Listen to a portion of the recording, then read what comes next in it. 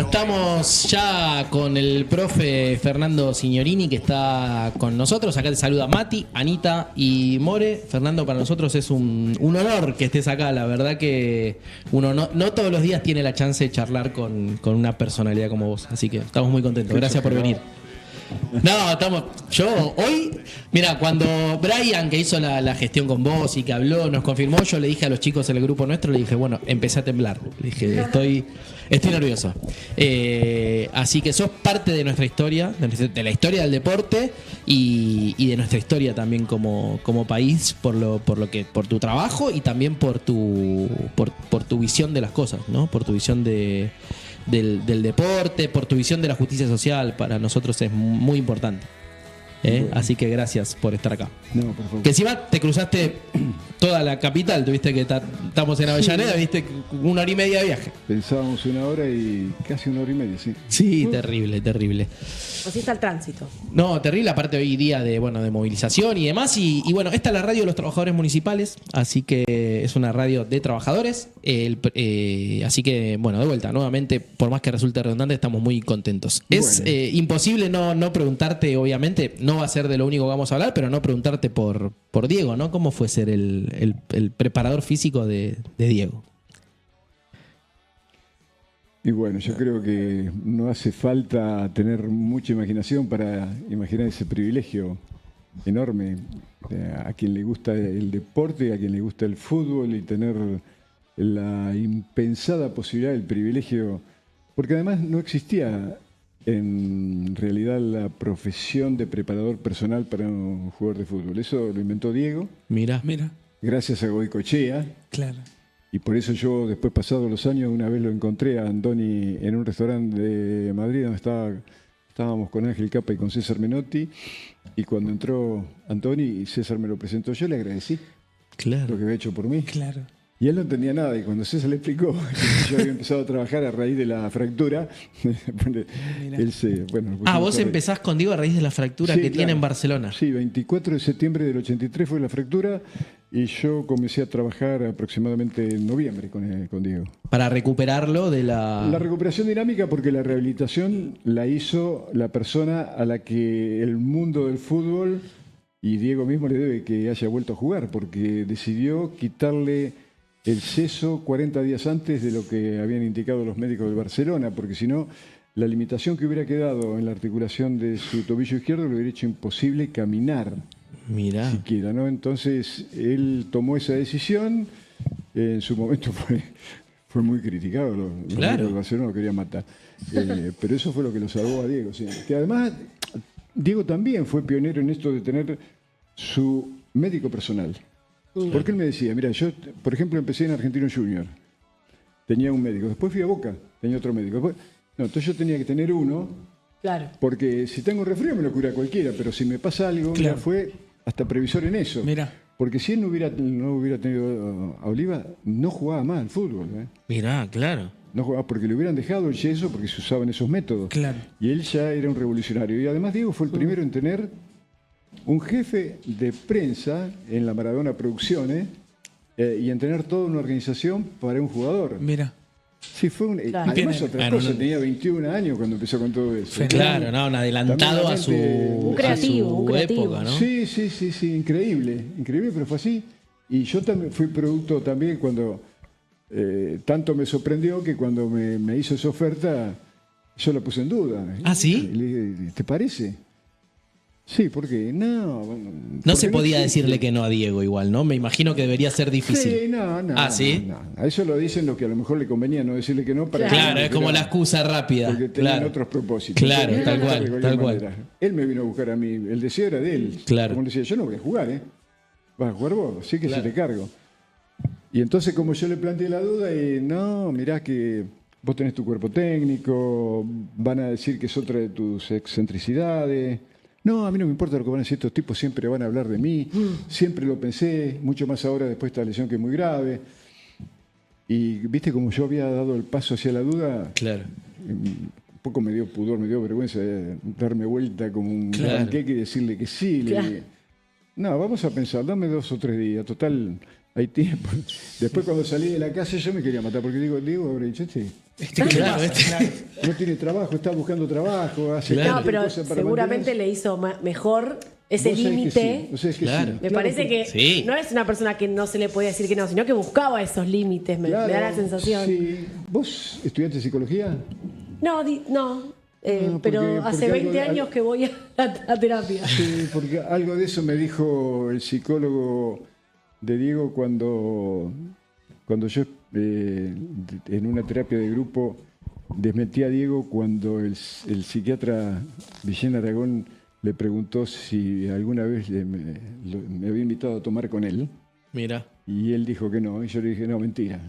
claro. Y entonces y ahí yo le desarrollé todo como había sido y al último me dijo eso, cuando vos le dijiste que no, habrás tenido miedo de que él te dijera, bueno, al otro día andate a Buenos Claro. Aires. No, al Claro. contrario, él te tomó una prueba. Si le hubiera dicho que sí, a lo mejor sí, no le servías más. Claro, no, tal cual. Pero él necesitaba un límite, necesitaba a alguien que Sí. Sí, que no le siguiera el... Exacto, sí. Te iba a preguntar cuánto de psicológico tiene lo físico, cuánto en la preparación física juega lo psicológico. ¿Cómo es tu nombre? Ana, Ana, es fundamental, como en la vida. Por eso dije un día que 1 gramo de tejido cerebral pesa más que todos los músculos que uno pueda tener, ¿no? Mira. Porque cuando la de arriba quiere, lo de abajo puede. Y si el de arriba no quiere, no te podés ni levantar de la cama. Claro. Lo emocional, yo diría, no sé si es psicológico, lo emocional es determinante en la vida de todos los seres humanos. No es lo mismo alguien que te reciba con una sonrisa que alguien que te... Claro. O alguien que te Claro. abrace con alguien que te dé un cachetazo. Sí, la confianza que te da eso. absoluto, tal sí, cual, sí. Por eso la empatía tiene mucho que ver. El tratarse con respeto, el tratarse con ternura, con nobleza y con honestidad, hace que podamos todavía soñar con una sociedad distinta. Me parece Totalmente. utópico, pero bueno, es como decía Galeano, para eso sirve la utopía, es como el horizonte, ¿no? Para Claro. caminar hacia ella. Tal cual. Bueno, cada uno desde su lado va tratando de contribuir a eso, ¿no? Un poco también eso hacemos nosotros en el programa. Yo te quería preguntar, Fernando, ¿cuál fue la preparación más difícil que vos tuviste con Diego? ¿Fue la Pampa o fue la recuperación de la pierna? ¿Cuál fue? No, sí, fue seguramente la de La Pampa porque era un momento muy especial en su vida. Había dejado de jugar al fútbol, había aumentado mucho de peso, como yo le decía, parecía ese ñoño. Claro, y tenía su problema de adicción. Claro. Así que era todo un combo porque además no era prepararlo para ir a jugar un picado, era prepararlo para Para el jugar mundial. Claro. Además, con todo lo que él había puesto de sí, porque era la primera vez que fue el argumento que usó para convencerme, en tal Mechanina lo iban a ver jugar. Claro. Pero después todo fluyó de una manera maravillosa, porque él estaba absolutamente tan decidido que dejó hasta el último Todo, miligramo sí. de cocaína en Claro. Buenos Aires. Se arriesgó, porque era un riesgo entrenarlo en esas condiciones para hacerlo llegar a Claro. altos niveles de rendimiento. Y también al síndrome de abstinencia que antes o después él sabía ¿Qué le iba a que pasar? iba a Claro. sobrevenir. Así que sí, fue, no sé si difícil, pero también fue, y yo lo he dicho en repetidas ocasiones, es más, vine el domingo de Santa Rosa, donde me invitó Felicitas Bonavita. Ah, mira. Sí, y Jay Ciber a ir con ellos a recordar. Le puso como título Uno vuelve siempre a los viejos sitios donde amó la vida. Mira. Claro. Porque yo le decía, vaya así en La Pampa yo amé la vida. Y Claro. yo elijo esos 10 días entre los 4.000 que pasé con Diego y los privilegios por sobre, inclusive por sobre la final del Mundial. Sí, porque se dio un momento muy, muy especial en su vida, ¿no? Totalmente, no. Aparte, Sí. todos recordamos esa preparación Sí. de la. Es muy. Y ha quedado mucho registro de eso. Claro. De eso también. Y estuviste en Nápoli también con él. 9 años estuve. 9 años, increíble. Yo llegué el mismo día y me fui casi un año después porque le venía comentando, veníamos comentando recién en el viaje que cuando a él lo suspenden en abril del 91, la única persona de su confianza que estaba ahí era yo. Claro. Así que él me pidió y bueno, me tuve que quedar. Me tuve Claro. que quedar más de un año para armarle los containers, con los muebles, con la ropa, con las cosas, sacarle todos los coches de Italia, porque si no la finanza se lo podía, la Ferrari a Barcelona, el Claro. Rolls Royce a Suiza, los BMW a Alemania. Sí, fue un lío bárbaro. Y en ese interín, a él lo suspenden en abril. Y en mayo se jugaba Roland Garros y ahí fui invitado por la gente de Adora a tener una entrevista con Jennifer Capriati, que era con el papá de Jennifer Capriati, que era una tenista americana de 15 años, que era la estrella naciente. Y fui invitado y él me tentó para que me hiciera cargo de la hija y de una escuela de 110 chicos en Tampa, en Estados Unidos. Y le tuve que decir que no porque ya me había comprometido con Diego. Diego, sí. Claro. Pero Napoli, ¿no? De los años más lindos también, ¿no? Lo querido Sin que duda, es Diego. Porque sin Napoli, Diego no hubiera sido. Claro. No se hubiera transformado en el mito viviente o en una especie de semidios, porque hubiera ido a la Juventus, hubiera ganado un título más, seguro. Claro. Pero Exacto. como me dijo una vez un periodista, ¿te imaginabas, Diego, que hubiera sido Diego con la cabeza de Platini? Digo, sí, hubiera sido Platini. No, Sí, no hubiese sido Diego. Y Fernando, no, está bien. Sí. No, y una consulta, y abogado a vos específicamente, y la psicología, que es lo que hablamos antes. ¿Cómo trabajaste vos tu emocionalidad estando al lado del número uno? ¿Tu psicología? ¿Cómo manejabas la cantidad de gente que se le acercaba? ¿Cómo era para vos? Alguna vez dije que estar con Diego en Nápoles era como estar en una pelopincho con un tiburón. ¡Buen punto! Sí, pero yo me acostumbré a eso, porque el hombre tiene una capacidad de adaptación increíble. Además, para mí el fútbol nunca había significado lo que significa para la mayoría. Yo no me volvía loco ni mucho menos por mi equipo. No, es más, hasta es famosa la anécdota de que yo un día, estando en Rivadavia de Lincoln como el PF, grité un gol del equipo contrario que nos dejaba afuera. ¿Y por qué lo grité? Porque fue un golazo. Un golazo, claro, ya está, tal cual, ¿No? banco. Admirador de la técnica. Banco mucho. Sí, del arte. Claro. Hay jugadores que te elevan el fútbol a la condición de arte, o el fútbol o cualquier otro deporte a la condición de arte. Y yo en eso no quería desarrollar conductas que me reprimieran el placer de disfrutar de la belleza. La belleza está para ser admirada y disfrutada y celebrada, pero no, te dicen que cómo va a gritar un gol de Independiente y sos de Racing. Yo lo grito, aunque sea de Brasil contra Argentina, porque es espontáneo, no voy a andar... Bueno, pero eso también hace que la gente se pierda la posibilidad de disfrutar del fútbol como hecho estético. Y por eso a veces desafío, cuando voy a los lugares a dar charla, al auditorio, y le digo que es mentira, que al 99% de la gente no le gusta el fútbol. Le gusta que su equipo gane o que sea de cualquier manera. Claro. ¿Te das cuenta? Entonces, Le gusta el éxito. Yo creo que tenemos que volver para atrás, ir a la fuente, recuperar esos valores para los cuales fue creado el deporte y el fútbol, dejar de lado el tribalismo, que soy de uno, tengo que odiar al otro. Porque si soñamos con una sociedad distinta, tenemos que empezar por cambiar nosotros, que no somos lo que queremos, sino lo que el sistema quiere que hagamos. Lo dijo Sartre eso, ¿no? El hombre es lo que hace con lo que hicieron de él. Claro. Profe, ¿y cuánto tiene hablando del valor estético del fútbol, cuánto tiene de creativo tu trabajo? Mucho, pero yo me acostumbré con Diego, porque yo hacía las cosas que hacen la mayoría de mis colegas de hoy, porque había sido educado en los mismos programas y era un repetidor de cosas que me transmitían quienes a su vez la habían aprendido de otros que repetían lo que... Y entonces así el proceso no cambia nunca, siempre estamos...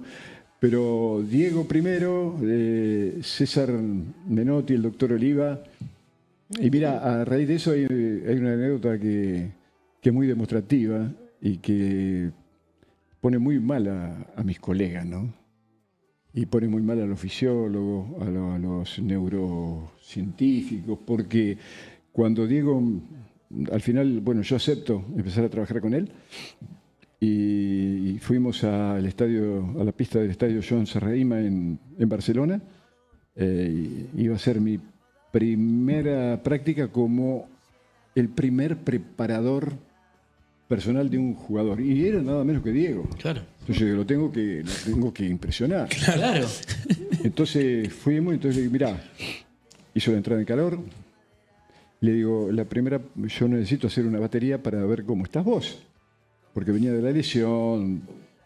Así que es una prueba que se trata de correr la mayor cantidad de metros en 12 minutos. Yo te voy a ir cantando los minutos que faltan, porque si empezás rápido te vas a quemar, si empezás lento no vas a llegar. Y al final vamos a medir los metros recorridos, la frecuencia respiratoria, la frecuencia cardíaca, y en la tabla vamos a ver en qué bla, bla, bla, bla, bla. Sí. Y me miró como que, qué sé yo, bueno, vamos a ver. Entonces les puse los tester y la entrada en calor y empezó a correr en el sentido de las agujas del reloj. Y yo empecé, viste, 11, 10, 9, y siempre corría como un jubilado, ¿viste? Habrá comido algo, estará esperando para el final. No, claro. Iban pasando 4 y siempre igual. Digo, 3, 2, y cuando uno, viste, yo todo excitado, cuando te diga basta, pará, sí, medimos, bla, bla, bla, bla. Y paró justo a donde habíamos dejado una botellita, viste, porque hacía mucho calor. Sí. Y cuando me le voy acercando, yo estaría a 10 metros más o menos y él estaba, me parece estar viéndolo con los brazos en jarra, moviendo la cabeza en gesto de evidente fastidio y sin mirarme. Cuando me voy acercando me dice, esto no sirve para nada. Y entonces yo dije, me quedé sin trabajo. Claro. Así arrancamos. Primera prueba. Arrancamos, claro. Pero reaccioné rápidamente y le digo, ahora le voy a tirar toda la teoría para que, ¿a qué se cree? ¿Cómo que no sirve para nada? Esto lo desarrolló en la Universidad de California de Los Ángeles el doctor Cooper para mí. No, no sirve para nada. Y no me miraba. Y enojado. ¿Cuánto tenía que hacer? Y yo dije, bueno, un jugador de la elite del fútbol mundial como vos, 3.600 metros. Y no me miraba. ¿Y cuánto hice? Y seguía así. Y entonces yo mido, y todavía tengo la tarjeta, 2.550. Entonces me dice, ¿y vos cuánto hacés? Y yo tenía 32 años, estaba bien. Y todavía casi para no humillarlo le digo, oye, mínimo 3.200. Y él se agachó, agarró la botellita y de abajo me mira y me dice, entonces el domingo jugá vos. Qué grande el Diego. Claro, fue la primera gran lección después de yo había pasado 3 años en instituto, 10 años en Rivadavia de Lincoln y en Quiroga, también en partido de 9 de julio, otro equipo, de donde es José Paradela. Pero fue la primera lección, la primera ventana de luz que se me abrió. ¿Y qué me la decía? Un jugador de fútbol. ¿Y quién era? El mejor del mundo. No, sí. Así que yo a partir de ahí empecé a desandar el camino para entender que yo no podía ser un preparador físico. Yo tenía que ser un preparador de jugadores de fútbol. Claro. En esto también el mate no vino nunca. No llegó porque fueron a buscar un café y no había. ¿Y el mate? ¿Cómo no hay yerba? Consigamos yerba. Sigamos. ¿No hay yerba?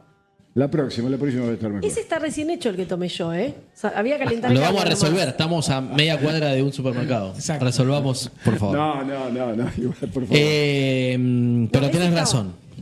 Ese estaba. Sí, ese estaba. Hay que ser creativos, chicos. Pasa que yo te voy a contar, profe, que nos pasa. Nadie se quiere mover porque estamos todos escuchándote por eso, literalmente, pero ahora es por eso que se demoró, pero estamos todos sorprendidos y escuchando de primera mano las anécdotas. Yo lo que te quería preguntar, profe, es esa manera de rebelarse, ¿no? De la manera que se rebeló con vos, la manera de rebelarse al sistema. Lo pensaba antes cuando vos hablabas de Nápoli. Mi papá es napolitano. Mi papá, sí. Mi papá nació en una isla que se llama Ischia. No, como Ischia, la primera isla que conocimos, inclusive con Diego, fue Ischia, mirá. Sí, porque había un dirigente que se llamaba Dino Celentano, que bueno, después falleció, que nos invitó una vez a un paseo por el Golfo y terminamos en Ischia porque él tenía una mansión ahí. En Ischia, ¿no? Y la pasamos increíble. Claro, sí. Dicen que es muy lindo. Yo todavía no. También con Alfredo Di Stefano fuimos al entrega de un premio, lo acompañé yo a Alfredo. En Ischia. En Ischia. Y yo tengo un cariño especial por Nápoles, naturalmente. De hecho, si Dios quiere, volveremos. Mi papá vino en la guerra y nunca pudo volver. Hoy tiene 80 años. ¿Todavía no volvió? No volvió. Así que estamos ahí con los trámites del pasaporte, si Dios quiere, para ver si para su cumpleaños número 80 en agosto podemos hacerlo volver a su tierra. Yo tengo que ir en octubre. Bueno, si no, nos vamos en octubre y te cruzamos allá, profe. ¿Sí? ¿Cómo no? Así que si Dios quiere, entonces hay un cariño especial. Y yo decía, cómo también a todos los italianos del sur, siempre más castigados y demás, cómo en Diego encontraron la forma de rebelarse al poderío del norte, ¿no? ¿Cómo se vivía eso? Sí, fue el único argumento pobre que encontraron. Claro. Y que obviamente después, creo que era Cherky Vialo que decía que a partir de Diego, a partir de las conquistas de Diego, ahora los napolitanos van al norte y lo primero que dice es son napolitanos. Claro. Cuando antes era lo último. Claro, bueno, hay algo de la identidad que da Diego o da el fútbol, claro, que es fundamental para una nación, para un estado, para porque un además por pueblo. Hubo muchas connotaciones, muchas cosas que hicieron que se transformara en eso.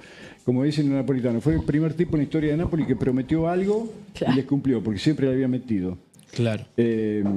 Y además, en un equipo que prácticamente nunca había ganado nada, él en los 7 años que tuvo, 2 Scudetto y perdió el tercero de manera increíble. Llevaban 5 puntos en campeonato de 2 y a 5 del final y lo perdieron.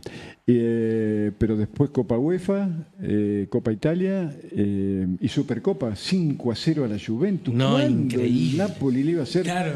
La vapuleaba, la humillaba a la Juventus de Milán. Entonces eso hizo que Diego se transformara en lo que es realmente. Yo creo que hasta el último sol lo van a recordar los napolitanos, ¿no? Profe, te traigo un poco en el tiempo. ¿Tuviste el honor en el 2010 de estar con él en el Mundial y con Messi? ¿Cómo fue esa experiencia o qué nos podés contar? Y bueno, eso alguna vez alguien dijo que para los heterosexuales, ¿no? Sí. Que el único paisaje más hermoso que una mujer hermosa son 2 mujeres hermosas. Claro, ahí está.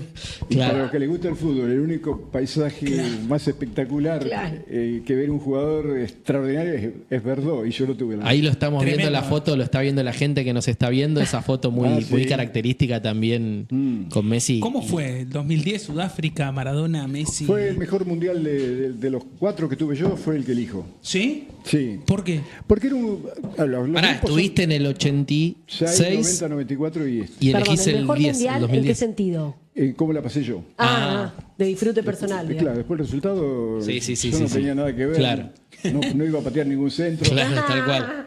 Pero la pasaba bárbaro porque era un grupo fantástico, sobre todo chicos muy jóvenes. Claro. Y además porque Diego era el técnico. No, eso era la guinda sobre el postre de toda mi carrera. Claro. Yo nunca hubiera imaginado ni siquiera el 10% de lo que me pasó, y me pasó todo. Claro. Sí, ese fue el mundial sin Cuando ninguna duda. vos seguramente estabas trabajando, profe, pero cuando hacían los jugadores la entrada en calor, ver a Diego ahí dando la entrevista y hablar, era ya, uno era magia pura Tremendo. los que lo veíamos como espectador. Sí, sí. Vos estabas laburando haciendo la entrada en calor, pero lo que nosotros veíamos de este lado era increíble. Hiciste entrar en calor al Chino Garcés.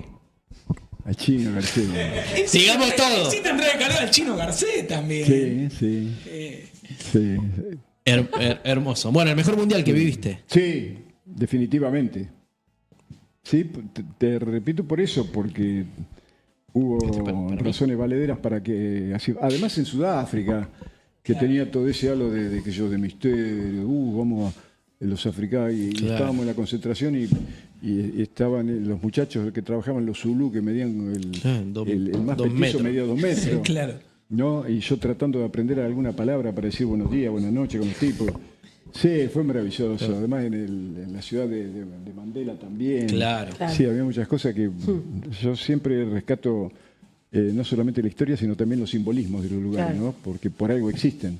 Tal cual. Sí, la Tal pasé cual. fenomenal. Profe, ¿y cómo ves el fútbol hoy? No sé por qué no lo veo. Bien. No miro. ¿La fútbol. Premier League tampoco? ¿Fútbol de afuera? Algún partido, sí, pero no, es muy difícil que meten. Ya, mira, es como alguna vez le dijo Pedernera a César, lo que veo ya lo vi. Claro. Y lo que vi no lo veo. Y no lo voy a ver más, porque ya cambiaron inclusive los hábitos sociales. Antes, cualquiera de estos chicos que yo tuve, conozco a todos los muchachos del 78, del 86, te cuentan la misma historia. Jugaban en absoluta libertad, sin que nadie los presionara para nada. Jugaban 8 o 10 horas por día. Y Claro. Sí, tal cual. hoy entre los celulares, las urgencias que tienen las familias para que el hijo pueda darle una mano, Sí, hacen que totalmente. esto haya cambiado como fenómeno. Claro. Entonces ya no es lo mismo. Además, los técnicos de inferiores quieren que salgan campeones, dejan a los chiquitos afuera para poner a los grandotes.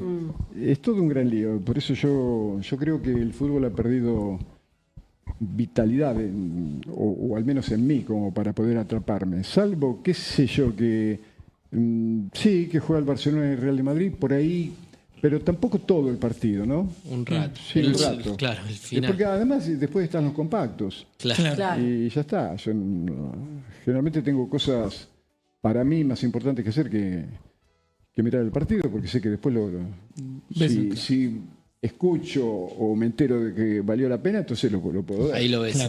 Aparte después de ver a los mejores, ¿no? Sí, está Tremendo, bien. doloroso. Eso te iba a decir, te queda como la vara. Y después que lo viste a Diego, qué sé yo, hacerle el Claro. gol a los ingleses, estabas en la cancha. Obvio. Después que viste eso en la cancha, después que viste meterle la mano, es como No que- la vi. ¿No la viste? No vi ninguno de los dos goles. Mira. Mejor dicho, no me di cuenta de la mano porque ni siquiera el árbitro. Claro. Además no olviden que por algo a mí Diego me decía ciego. Y el segundo porque yo estaba detrás del arco, a la derecha de Shilton, entre el área grande y el área chica, pero detrás de los fotógrafos, de los cameramen que estaban con esos teleobjetivos enormes. Ellos también eran muy grandotes porque eran todos holandeses, ingleses, alemanes. Y cuando Diego salió de allá y empezó a venir, después de ese pase fenomenal de Enrique. Fenomenal. El mejor pase de la historia de los mundiales. Claro, ellos también se dieron cuenta que algo iba a pasar y empezaron a levantarse. Y yo a los gritos, Mira. ¿qué se van a...? Claro, nadie se Y iba a escuché mover. que explotó el estadio y bueno, me di cuenta que hizo gol, así que lo vi después cuando llegamos a la concentración. Claro. Y después, cuando entró al vestuario, esta anécdota, si querés contar o no, pero dijo Diego, ¿se la metí con la mano? ¿Dijo o no? No, eso me lo dijo en la concentración y eso valió que yo se lo reprochara. ¿Ah, sí? Sí. ¿Por qué? Porque fue trampa. Pero nosotros sentimos algo de te lo digo como yo nací en el 91 igual, o sea que todo lo que vi lo vi por la tele, pero yo sentí algo de revancha en la mano de Diego. Porque acordate de Sartre, el hombre es lo que hace con lo que hicieron de él. Claro. ¿Qué tienen que ver los jugadores ingleses? La trampa es una trampa, aunque sea contra cualquiera, porque nunca la primera concesión es la última. Claro. Eso fue como yo le dije cuando se lo repetí, me dicen, te robé la valija. Y yo, sí, ¿qué valija? Si el gol lo hacía Lineker, todavía estábamos en guerra y no por la Malvinas, sino por el partido. Por el gol, claro, es verdad. Entonces después no se quejen porque después pasaron cosas en otros mundiales, ¿no? En el del 90, por ejemplo, un penal increíble a Calderón, en el 0-0, y después le da el penal. Entonces todo el mundo salió a que y le digo, ¿qué se quejan? Claro. Claro. Cuando nos tocó a Entonces, nosotros no nos tocó. Cuando la trampa te favorece está bien y cuando te perjudica está bien. No, la trampa es una porquería. Porque yo como tipo, qué sé yo, comprometido o que entienda el fútbol como un argumento cultural y formativo que nos ayude a ser mañana mejor que hoy, yo no puedo de ninguna manera, porque mañana alguno de ustedes, qué sé yo, me deja bajo mi responsabilidad que le ayude a educar a sus hijos y si uno de ellos hace trampa y yo digo, no, ¿cómo? Si Diego hizo trampa y lo aplaudió todo el país, ¿y yo qué le digo? Yo no. ¿No es cierto? Porque yo después le decía a Diego, hablando y más en serio, le digo, porque la trampa fue, o la trampa del sistema, la perversidad fue lo que hizo que vos tuvieras que pasar lo que pasaste en Fiorito. Claro. Porque si el sistema no hubiera sido tramposo, Claro. vos ni tu familia hubiera pasado. Entonces la trampa es una porquería, no me vengas con cosas. Porque además yo estoy seguro que hubiera sido extraordinario que él cayera y dijera, fue trampa. ¿Sabe lo que hubiera? Cachito Vigil. Cachito Vigil. Por ejemplo, Marcelo Bielsa. Sí. ¿Y por qué no? Entonces yo estaba ahí, mi función era otra, mi función era ayudarle a Diego no solamente a colaborar para que él estuviera en las mejores condiciones, sino para que también él fuera un bastión como lo fue, indudablemente, uno de los últimos de que el tipo se plantara ahí y dijera que el fútbol tiene que servir para una cosa y no para cualquier cosa. Claro. Me hizo cambiar la percepción a mí al menos. Yo hasta hoy tengo Pero qué fácil, otra ¿no? cosa. Y bueno, me convenció. En 2 minutos te convenció. Me convenció. Me convenció porque es verdad. Pero igual, un poco viendo los videos, un poco te pido perdón, profe, pero un Es poco que no le- son excluyentes. Ya estábamos Podés- en un estudio, en el estudio de Daniel Tonietti y estaba haciéndole una nota a Víctor Hugo y después tenía que entrar yo. Y yo estaba hablando con la esposa de Víctor Hugo y cuando vino él le dije, por culpa de tu marido, para mí el gol de Diego, el segundo contra los ingleses, perdió todo eso de fantástico que tenía. ¿Por qué? Y sí, porque el relato fue mejor que el gol. Sí, el relato. Sí. Aparte es como uno pensar en el gol y pensar en el relato a la vez. Son indivisibles. Es un son baile. indivisibles. Bueno. Claro. Es un baile, tienen que estar juntos. Sí, ¿viste? El tienen que relato estar con juntos. Sí, sí. Bueno, de hecho el relato recorrió todo el mundo. Claro. Sí. En todos Hay lados. gente que lo tiene tatuado. Sí. Sí, sí, Hay de sí. todo. Yo te sigo trayendo en el tiempo. Último mundial que salimos campeones, 20-22 diciembre. ¿Cómo lo viviste? ¿Estabas allá? ¿Estabas acá? ¿Por la tele? ¿Lo viste? No, yo tenía que ir, pero me negué. ¿Por qué? Porque no estaba de acuerdo con el Mundial. Yo a un año de la disputa de Qatar recibí un informe que hablaba de las barbaridades que se estaban cometiendo contra los obreros que trabajaban. Sí. Se murieron un montón. Ya había en ese entonces más de 11.000, al final resultaron casi 15.000, y entonces me pregunté que yo como tipo ligado al deporte algo tengo que hacer, pero desde mi casa, ¿qué iba a hacer? Claro. Entonces, cada tanto se me ocurre alguna idea más o menos interesante y hablé con la secretaria de Horacio Pietragala, que por entonces era el director del Derechos organismo de Humanos. Derechos Humanos, y le pedí una reunión, me la concedieron y fui con todos los informes y además le llevé de regalo el libro 8 Robles, que son el libro que escribimos en Lincoln en homenaje a los 8 chicos desaparecidos durante la dictadura en Lincoln. Y entonces le dije, mira, Horacio, está pasando esto, los están masacrando, bla, bla, bla, bla, bla. Y sería bárbaro que a través de este organismo que vos presidís, que tiene resonancia al alcance mundial, saliera una proclama para prohibir que Qatar sea beneficiado con la disputa mundial, además que no tiene historia, además de los hechos de corrupción, bueno. Claro. Y que además hay que también pedir la colaboración del director del sindicato de la construcción, porque son compañeros de ellos los que están masacrando en otra parte del mundo. Claro. Entonces le pareció una muy buena idea, me dijo, me agradeció, bueno, ya te aviso, y tardó una semana, 2 semanas, y a la tercera semana creo que me llamó, así con voz muy queda, como lamentándose, porque dice, mira, es algo que tiene que pasar por Cancillería, yo hasta ahí no llego, lo lamento tanto porque hubiera sido fantástico, y bueno, entonces cuando colgué ahí sí dije, bueno, yo hice lo que tenía que hacer, Claro. no puedo hacer más nada. Sí, puedo hacer algo más. A partir de ahora, el Mundial de Qatar a mí no me interesa para nada. Para nada. Mira. Porque yo no quiero ser oveja del rebaño que manejan estos tipos, que van a ser de mí, me agarran de la nariz, me llevan para ellos quieren, con el tema de la bandera, del himno. No. Yo ya estuve mucho tiempo y en todo el mundo y sé que mi lugar en el mundo es el mundo. Yo soy argentino porque mi mamá estaba acá. Claro. Como todos ustedes, porque acá no hay ningún hijo de pueblo originario, ¿no? No. No. Claro, si tu abuelo y el tuyo o bisabuelo se hubieran quedado donde estaban, no sé. Entonces, yo creo que es una manera de entender que esta estupidez en la que estamos metidos de los límites, de los signos, de las banderas, es precisamente para eso, para dividirnos, para manejarnos. Alguna vez Marx lo dijo, ¿no? Que el sistema siempre busca argumentos para controlar a las masas, para domesticarlas. Y antes era la religión, él dijo la religión como opio de los pueblos. Bueno, hoy estos degenerados han encontrado en el fútbol, como la religión está perdiendo fuerza, han encontrado en el fútbol una forma maravillosa para eso, para frivolizarnos, para dominarnos, para estupidizarnos, Para privatizarlo. Vulgares, groseros, claro, porque siempre tiene tipos a los que además lo disfrazan de saco y corbata, ¿viste? Los programas deportivos de saco y corbata. Y si tenés que ir al Colón, ¿qué te pones? Para hablar de fútbol, con el corbata. Claro.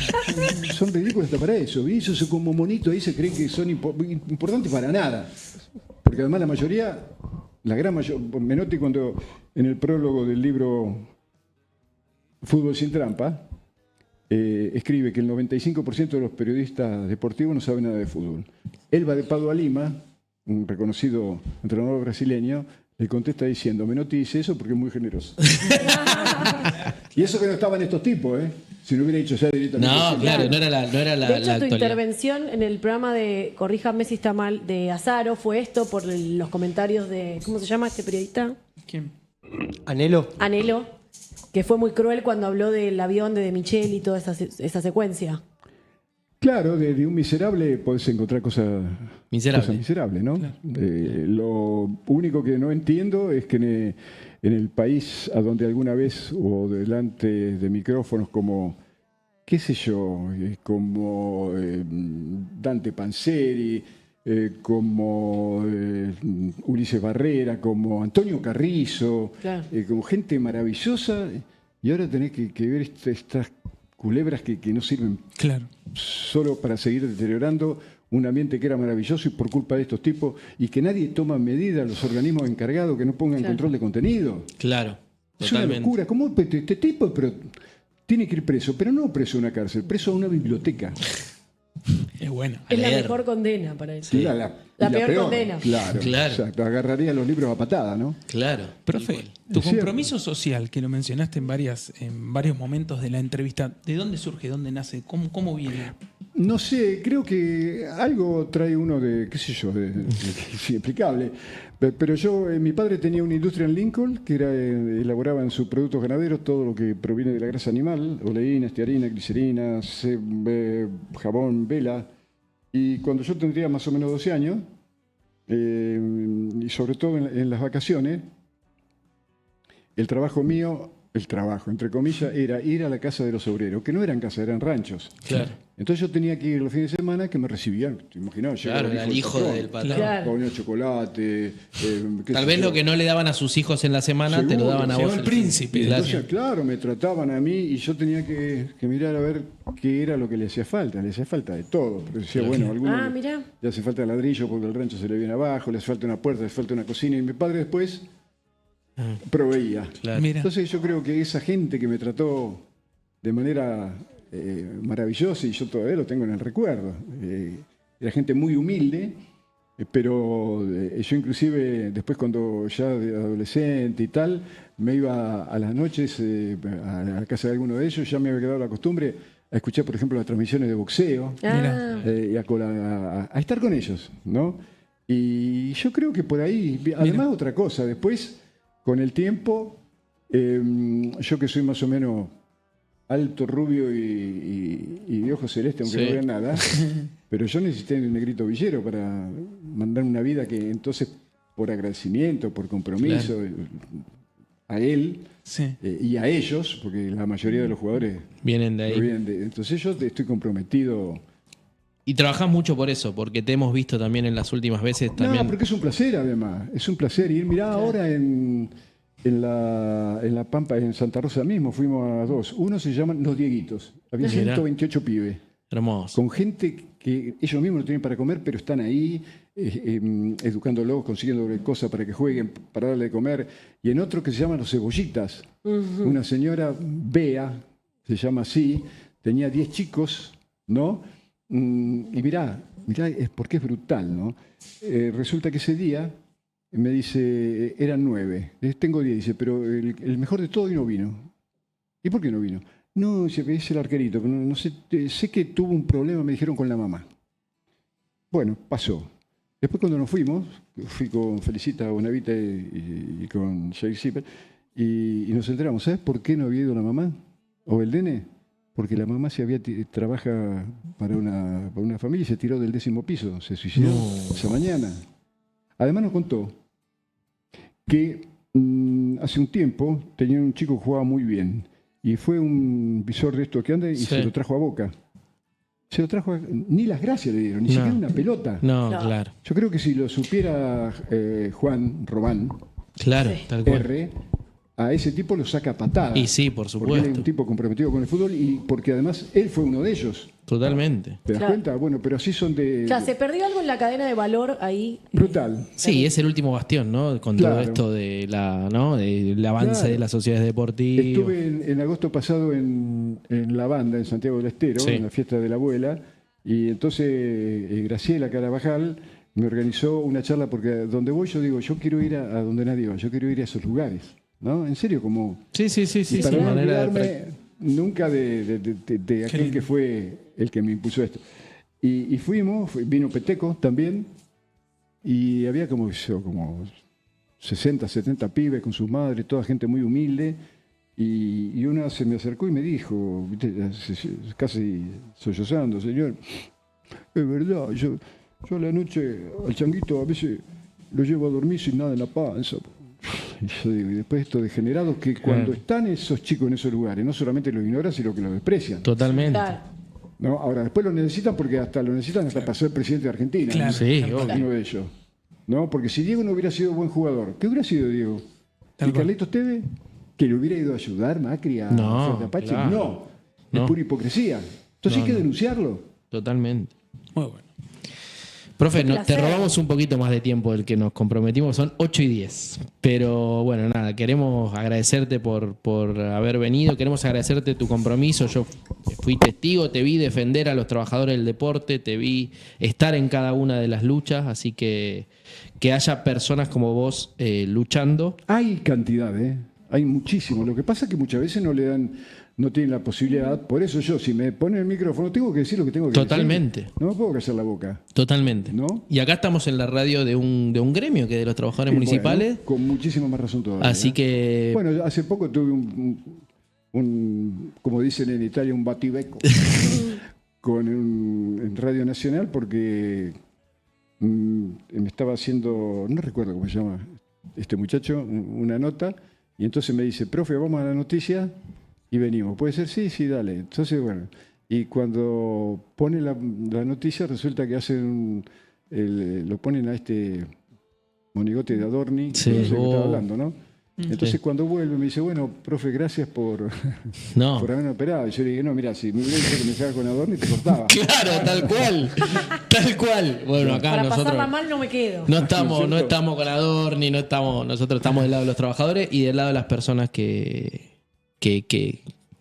luchan todos los días por un país más igual. Distinto y mejor, claro. O más equitativo, Claro, al menos. Sin duda. Así Bueno. que, bueno, profe, muchas gracias. Yo me quedaría hablando. Un Si vos placer, tenés tiempo, la verdad. seguimos, Un pero placer. nos comprometimos a las 8 a liberarte, así que, Sí, no, está nada, bien porque en tengo- términos personales, es un honor y un placer que hayas venido. Para pero- todos los ¿La trabajadores pasaste bien? municipales, ¿La pasaste Fantástico. bien? salvo el mate, No, no, pero estaba Ah, bien. te zafó el ¿Querés mate. uno más? Acá hay No, uno no, más no, no. que... Ya nos dijo Ahí está. gracias, por Bueno, eso me lo no, tomo por yo. eso Bueno, no sé, no. No, digo que hacemos otra. como- sí, sí, sí. Me vamos. encantó. ¿eh? Detalle no menor, la gente en el chat te manda saludos, felicitaciones, un montón. felicidades. Diste clases de ética, dicen acá. Sí. La verdad que muchas gracias. Bueno, Vos y- tenías pregunta, pero nos quedamos. No, pero no, puedes no. hacer alguna. A él le hicieron preguntas para a mí me hacerte hicieron preguntas particularmente. en las redes sociales, pero no, sí que entiendo que está corto de tiempo. Que quede para otra Que quede entrevista. para la Nos próxima. comprometemos a que vengas en otra oportunidad, puede ser. Perfecto. Con menos tránsito. Con menos Sí, porque. Te ponemos un helicóptero la próxima. Claro, cuando a este otro mamarracho que me hizo esperar tanto ahí como él. El de. Marra. Sí, Marra. No, el cierre de campaña decís. Adorni. Adorni. No, Adorni. Como, Claro, no. Ah, pero- El Libertador, Avenida Libertador. No lo puedo No creer. me joda, Sí. ¿es candidato a algo? Sí, a legislador por Legislador por. Déjame joder. Lo vas a votar el domingo si es que votás en Capital. ¿Votás en Capital? No, porque yo tengo el ¿Domicilio de Lincoln? Ah. sí. Espectacular. Espectacular. Votamos más adelante. Concejales, seguramente renueva Lincoln. No, si Y estuviera- concejales, diputados y todo, pero más adelante, en septiembre y en octubre. Claro. Sí. Pero- Así que, bueno, chicos. Bueno, un profe, placer. muchas Un aplauso, gracias. ¿no? Gracias, Cerrado. sí, por supuesto. Bienvenido.